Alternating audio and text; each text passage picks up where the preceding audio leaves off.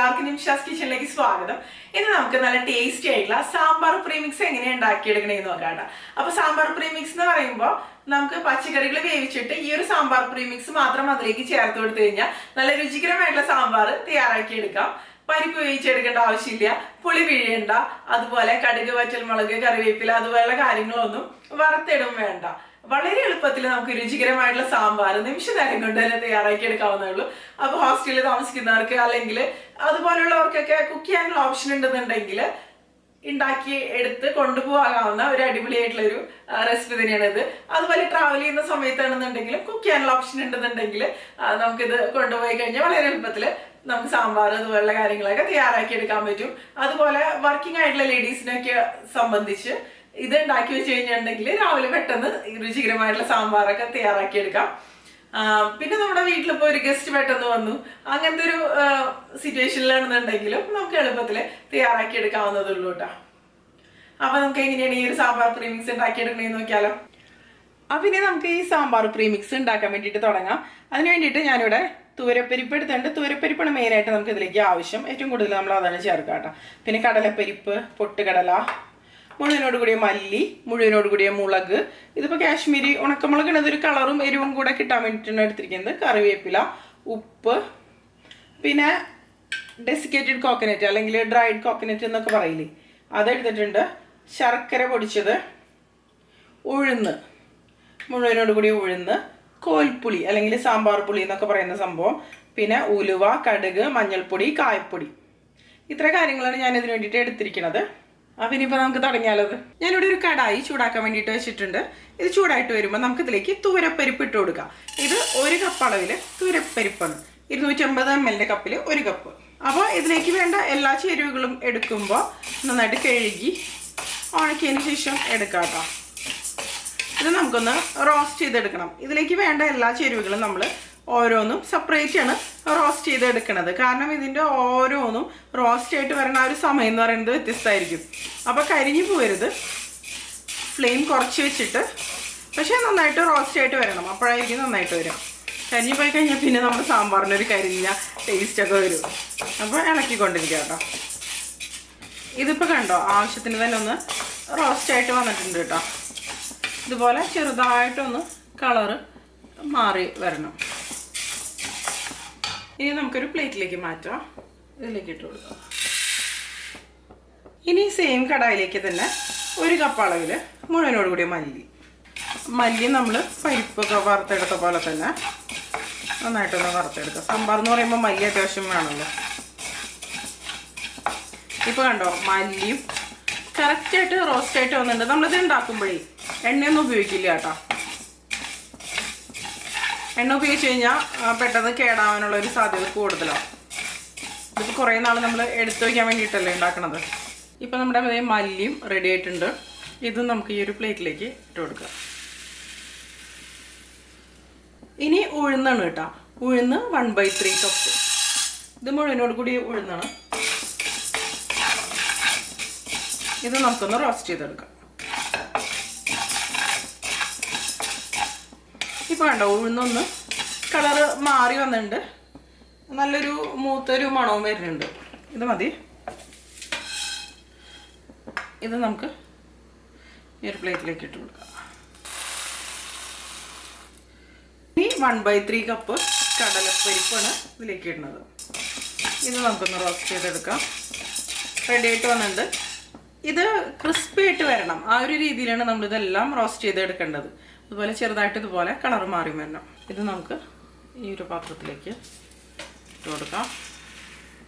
ഇനി ഇതിലേക്ക് 1/3 കപ്പ് പൊട്ടുകടലയാണ് ഇട്ട് കൊടുക്കുന്നത്. പൊട്ടുകടല എന്ന് പറയുമ്പോൾ ഓൾറെഡി റോസ്റ്റ് ചെയ്തൊരു സംഭവമാണ്. പക്ഷെ നമ്മൾ ഒന്നും കൂടി ഒന്ന് റോസ്റ്റ് ചെയ്ത് എടുക്കണം. കാരണം ഇത് കേടാകാതെ ഇരിക്കണമല്ലോ. അപ്പോൾ അതിന് വേണ്ടിയിട്ട് പൊട്ടുകടല നമ്മളിതിലേക്ക് ചേർക്കണത് ഈ സാമ്പാറിന് നല്ല തിക്നെസ് കിട്ടാൻ വേണ്ടിയിട്ടാട്ടോ. ബാക്കി എല്ലാ ഇൻഗ്രീഡിയൻസും ചേർക്കണത് തിക്നെസ്സിനും ഓരോന്നിനും ഓരോ പർപ്പസ് ഉണ്ട്. പക്ഷെ പ്രത്യേകിച്ച് പൊട്ടുകടല ചേർക്കണത് ഇതിന് തിക്നെസ്സിന് വേണ്ടിയിട്ടോ. പെട്ടെന്ന് കുറുകി വരുമല്ലോ പൊട്ടുകടലൊക്കെ ചേർക്കുമ്പോൾ. പൊട്ടുകടല ചട്നിയൊക്കെ ഉണ്ടാക്കുമ്പോൾ നമുക്കറിയാമല്ലോ പെട്ടെന്ന് തിക്കായിട്ട് വരും.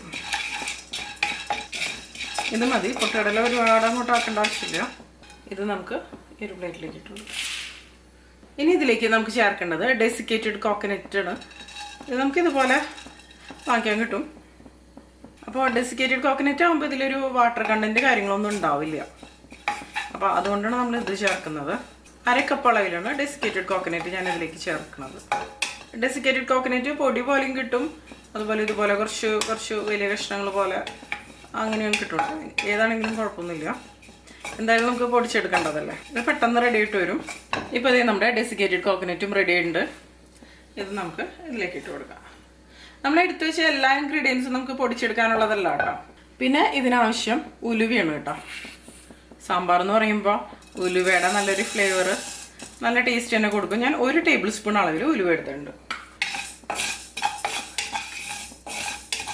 വെജിറ്റബിൾസ് ഒക്കെ ചേർക്കുന്ന സമയത്ത് നമുക്ക് പിന്നെ ഇതിലേക്ക് ഒന്നും ചേർത്ത് കൊടുക്കേണ്ട ആവശ്യമില്ല. ആ ഒരു അളവിലാണ് എടുത്തിരിക്കണതല്ല. ഉലുവയൊക്കെ ചേർക്കുമ്പോൾ ശ്രദ്ധിച്ച് ചേർക്കുക. കൂടിപ്പോയി കഴിഞ്ഞാൽ ഭയങ്കര കയ്പ്പ് രസം വരും കേട്ടോ. ഉലുവ എന്തേ കണ്ടോ നന്നായിട്ട് റോസ്റ്റായിട്ട് വന്നിട്ടുണ്ട്. കളറൊന്ന് ചെറുതായിട്ട് മാറി വന്നിട്ടുണ്ട്. ഈ ഉലുവയും നമുക്ക് ഇതിലേക്ക് ഇട്ട് കൊടുക്കാം. ഇനി ചേർക്കേണ്ടത് പുളിയാണ് കേട്ടോ.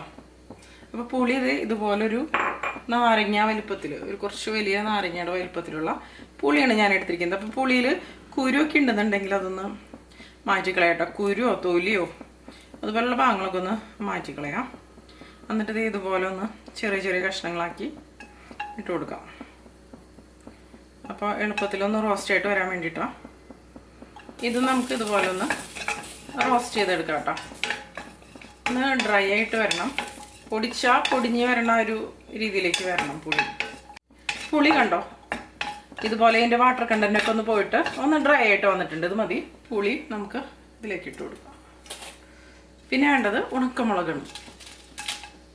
ഇത് എരിവിനനുസരിച്ചിട്ടോ. നമ്മൾ സാമ്പാർ ഉണ്ടാക്കുമ്പോൾ പിന്നെ പച്ചമുളക് ചേർത്ത് കൊടുക്കുമല്ലോ. ഇത് അത്യാവശ്യം എരിവുള്ള ഉണക്കമുളകാണ്. ഇതിപ്പോൾ കളറിനും കൂടെ വേണ്ടിയിട്ടാണ് ഞാനിത് എടുത്തിരിക്കുന്നത് കേട്ടോ.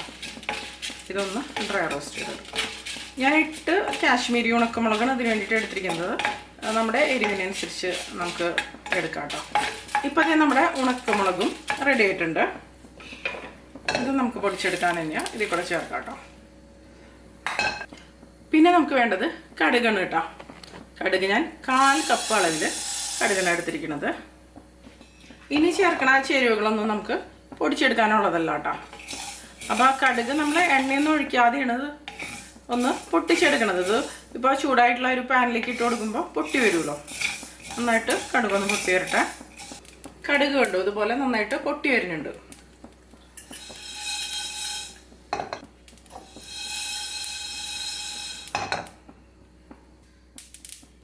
കടുകൊന്ന് ചെറുതായിട്ട് പൊട്ടി വരുമ്പോൾ ഞാൻ അതിലേക്കൊരു 1/4 ടീസ്പൂൺ മതി കേട്ടോ. 1/4 ടീസ്പൂൺ ഉലുവ, മുഴുവനോട് കൂടി ഉലുവ ചേർക്കുന്നുണ്ട്. അത് ഇതിൻ്റെ കൂടെ കിടന്നൊന്ന് റെഡി ആയിട്ട് വന്നോളൂ.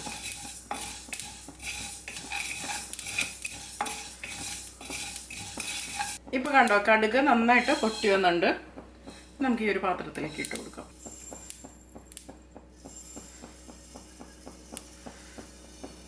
ഇനി ഇതിലേക്ക് ഞാനൊരു 4 ഉണക്കമുളക് ഇതുപോലെ ഒന്ന് മുറിച്ച് തന്നെ ഇട്ട് കൊടുക്കണത്. ഇതൊന്നും റോസ്റ്റ് ആയിട്ട് വരട്ടെ. ഇപ്പോൾ ഇതേ മുളകൊന്ന് റോസ്റ്റ് ആയിട്ട് വന്നിട്ടുണ്ട്. ഇത് ഈ കടുകിട്ടുണ്ടല്ലോ അതിൽ കൂടെ നമുക്ക് ഇട്ട് കൊടുക്കാം. ഇനി സെയിം കടായിൽ തന്നെ നമുക്ക് കറിവേപ്പില ഇട്ട് കൊടുക്കാം. ഒരു 4-5 തണ്ട് കറിവേപ്പില എടുക്കാം കേട്ടോ.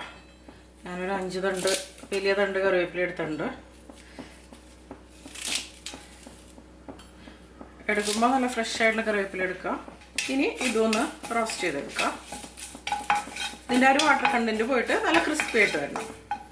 ഇപ്പോൾ നമ്മുടെ കറിവേപ്പില കണ്ടോ ഇതും ആവശ്യത്തിന് തന്നെ ഒന്ന് ഡ്രൈ ആയിട്ട് റോസ്റ്റ് ആയിട്ട് വന്നിട്ടുണ്ട്. ഈ കറിവേപ്പിലയും നമ്മൾ കടുക്, ഉലുവ, ഉണക്കമുളകൊക്കെ ഇട്ട് കൊടുത്തില്ലേ അതിലേക്ക് ഇട്ട് കൊടുക്കാം.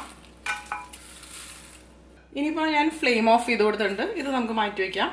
ഇത് പൊടിക്കേണ്ട ആവശ്യമില്ല കേട്ടോ.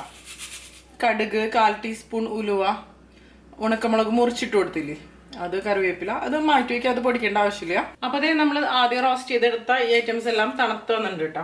ഇനി നമുക്കൊരു മിക്സിയുടെ ജാർ എടുക്കാം. മിക്സിയുടെ ജാർ എടുക്കുമ്പോൾ ഇതിൽ വെള്ളം ഇല്ലാതെ നോക്കാം കേട്ടോ. ഉണങ്ങിയൊരു ജാർ എടുക്കാം. ഇതിലേക്ക് ആദ്യം നമുക്ക് മുളകൊക്കെ ഉണ്ടല്ലോ മുളകിട്ട് കൊടുക്കാം. ഒന്ന് പൊടിച്ചെടുക്കാം. പുളിയൊക്കെ കണ്ടു ഇതുപോലെ ഡ്രൈ ആയിട്ട് വന്നിട്ടുണ്ട് തണുത്ത് കഴിഞ്ഞപ്പോൾ. ഇതുപോലെ ഇരിക്കണേ, എന്നാലേ നമുക്ക് പൊടിച്ചെടുക്കാൻ പറ്റുള്ളൂ. അപ്പോൾ മുളക് ഒന്ന് പൊടിഞ്ഞു വന്നിട്ട് ഇതിലേക്ക് നമുക്ക് പുളി ഇട്ട് കൊടുക്കാം കേട്ടോ. അതിനുശേഷം ഇതൊന്ന് പൊടിച്ചെടുക്കുക. ഇതേ കണ്ടോ, ഇപ്പോൾ ഇതുപോലെ കിട്ടും. ഇനി നമുക്കിതിലേക്ക് ബാക്കി എല്ലാ ഇൻഗ്രീഡിയൻസും കൂടെ ചേർത്ത് കൊടുക്കാം. ഇത് നമുക്ക് ഇട്ട് കൊടുക്കാം. എല്ലാം കൂടി ഒരുമിച്ച് പൊടിച്ചെടുക്കാൻ പറ്റില്ല എന്നുണ്ടെങ്കിൽ 2 പ്രാവശ്യമായിട്ട് പൊടിച്ചെടുക്കാം കേട്ടോ. നമ്മളിത് മിക്സ് ചെയ്ത് കൊടുക്കും. ഇതൊന്ന് പൊടിച്ചെടുക്കട്ടെ. ഇതിപ്പോൾ കണ്ടോ, ഇതുപോലെ പൊടിച്ചെടുത്തിട്ടുണ്ട്. നല്ല ഫൈനായിട്ട് തന്നെ പൊടിച്ചെടുക്കണം കേട്ടോ. കണ്ടില്ലേ, ഇതുപോലെ നല്ല പൊടിയായിട്ട് തന്നെ വരണം. ഇത് നമുക്ക് ഈ ഒരു കടായിലേക്ക് ഇട്ട് കൊടുക്കാം. എല്ലാം കൂടി നന്നായിട്ട് ബ്ലെൻഡായിട്ട് വന്നിട്ടുണ്ട്. ഇനി ഇതിലേക്ക് നമുക്ക് ബാക്കിയുള്ളതും കൂടെ ചേർത്ത് കൊടുക്കാം കേട്ടോ.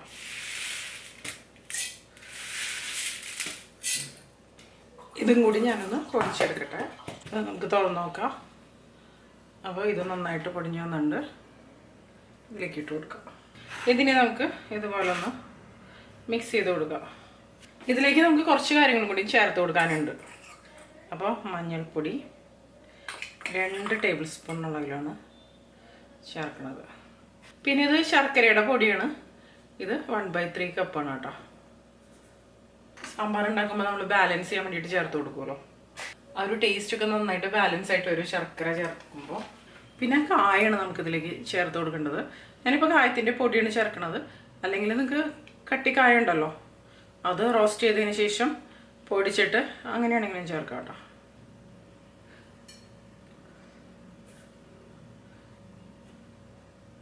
ഒരു 1.25 ടേബിൾ സ്പൂണാണ് ചേർക്കുന്നത് കായം. പിന്നെ നമുക്ക് ഉപ്പ് ചേർത്ത് കൊടുക്കാം. ആവശ്യത്തിനുള്ള ഒരു ഉപ്പ് കേട്ടോ. ഒരു മസാലയിലേക്ക് ആവശ്യത്തിനുള്ള ഉപ്പ് ഞാനൊരു 2 ടേബിൾ സ്പൂൺ ഉപ്പ് ചേർക്കുന്നുണ്ട്. പിന്നെ നമുക്ക് സാമ്പാർ ഉണ്ടാക്കുമ്പോൾ നോക്കിയിട്ട് ഉപ്പ് അഡ്ജസ്റ്റ് ചെയ്യാം. അതിനുശേഷം എല്ലാം കൂടി ഇതുപോലെ ഒന്ന് മിക്സ് ചെയ്ത് കൊടുക്കാം. ഉപ്പൊക്കെ പിന്നെ അളവ് പറയാത്തത് ഓരോ ഉപ്പിൻ്റെയും അളവ്, അതായത് ഒരു ടേസ്റ്റിൽ വ്യത്യാസം ഉണ്ടാവും. അതാണ് ഞാൻ ഉപ്പിൻ്റെ അളവ് പറയാത്തത്. പക്ഷെ കഴിഞ്ഞ ദിവസം എന്നോടൊരു കുട്ടി ചോദിച്ചിട്ടുണ്ടായിരുന്നു, ഉപ്പിൻ്റെ അളവ് പറഞ്ഞുകൂടെയെന്ന്, ഉപ്പ് ചേർക്കുമ്പോൾ തീരെ ശരിയാവണില്ല എന്നൊക്കെ പറഞ്ഞിട്ട്. ഇതിപ്പോൾ ഒന്ന് അത്യാവശ്യം മിക്സായിട്ട് വന്നിട്ടുണ്ട്. ഇനി നമുക്കിതിലേക്ക് നമ്മൾ നേരത്തെ റോസ്റ്റ് ചെയ്ത് വെച്ച കറിവേപ്പില, ഉണക്കമുളക്, കുറച്ച് ഉലുവ എല്ലാം കൂടെ ഇതിലേക്ക് ഇട്ട് കൊടുക്കാം. അപ്പോൾ ഇത്രയും കാര്യങ്ങൾ നമുക്ക് റോസ്റ്റ് ചെയ്യേണ്ട, അതായത് പൊടിച്ചെടുക്കേണ്ട ആവശ്യമില്ല.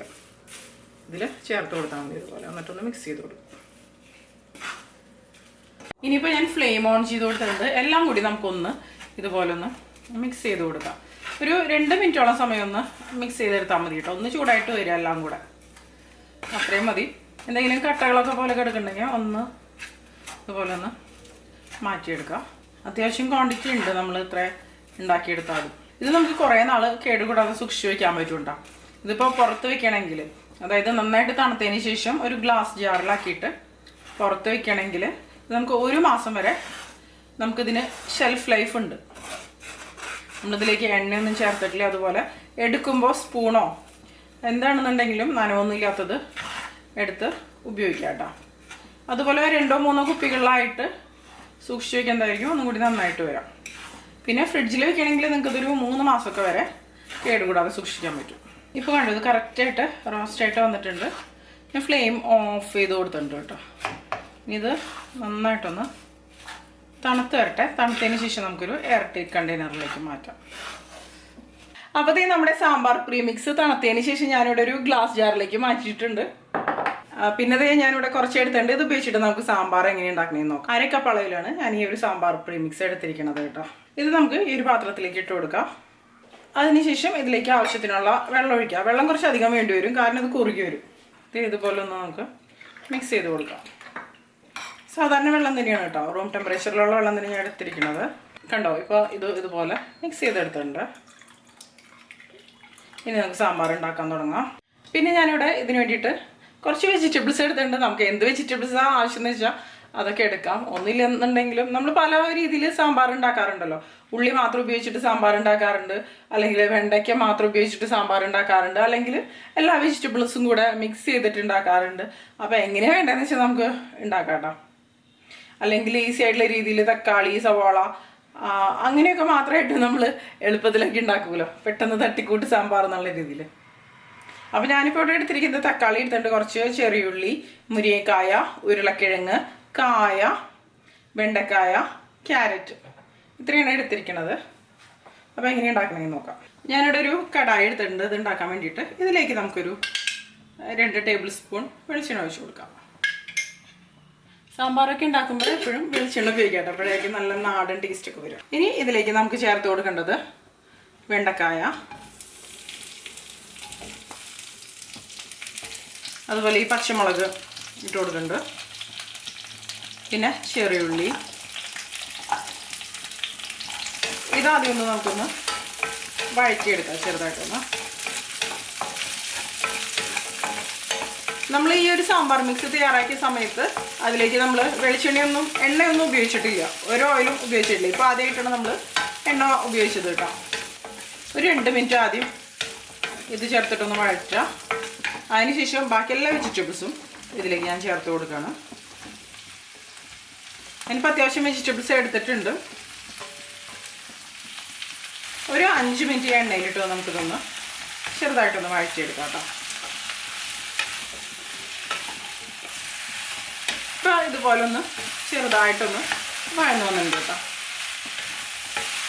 ഇപ്പോൾ വഴറ്റിയെടുക്കുന്ന വെജിറ്റബിൾസ് മാത്രമാണെങ്കിൽ നമുക്ക് വഴറ്റിയെടുത്തതിന് ശേഷം പിന്നെ ആ ഒരു മിക്സ് നമ്മൾ തയ്യാറാക്കി വെച്ചാൽ മിക്സ് ഉണ്ടല്ലോ, അത് ഒഴിച്ചു കൊടുത്താൽ മതി. ഇപ്പോൾ തക്കാളി, സവാള, വെണ്ടയ്ക്ക, അങ്ങനത്തെ വെജിറ്റബിൾസൊക്കെ മാത്രമാണ് നമ്മൾ ഉപയോഗിക്കുന്നുള്ളൂ എന്നുണ്ടെങ്കിൽ, ഇതിപ്പോൾ ഈ ഉരുളക്കിഴങ്ങ്, കായ, മുരിങ്ങക്കായ, അതിനൊക്കെ അത്യാവശ്യം വേവുണ്ടല്ലോ, വഴറ്റിയെടുത്താൽ മതിയാവില്ല.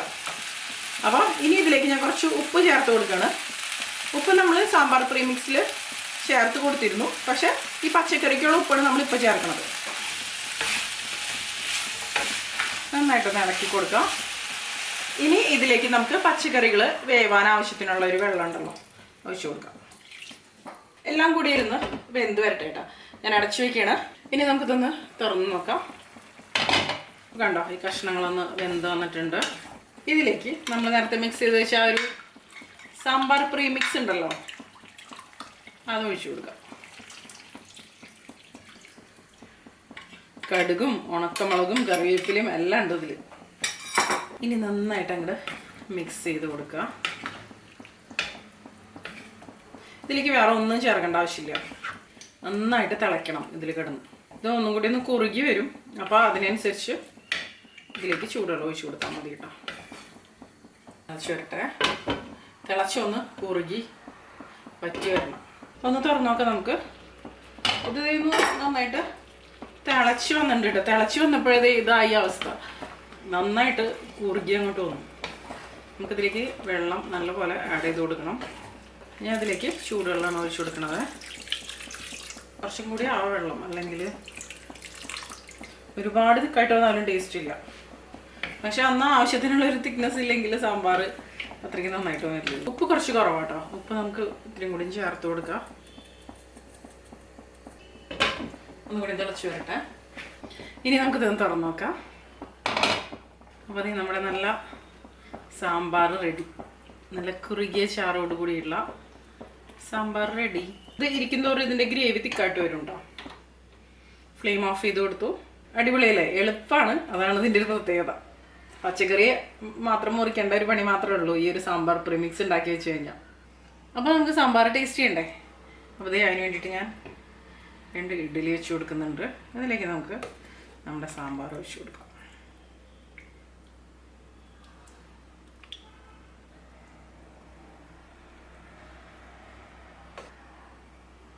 അപ്പോൾ നമുക്കിതൊന്ന് ടേസ്റ്റ് ചെയ്ത് നോക്കിയാലോ, എങ്ങനെയുണ്ടെന്ന് അറിയണ്ടേ. പ്രീമിക്സ് ഉപയോഗിച്ചുണ്ടാക്കുന്ന സാമ്പാർ നല്ല ടേസ്റ്റി ആയിട്ടുള്ള സാമ്പാർ തന്നെയാണ് കേട്ടോ. അടിപൊളി കേട്ടോ. നമുക്കിത് തയ്യാറാക്കി വെച്ച് കഴിഞ്ഞിട്ടുണ്ടെങ്കിൽ സാമ്പാർ ഉണ്ടാക്കുന്ന പണി എളുപ്പമാണ്.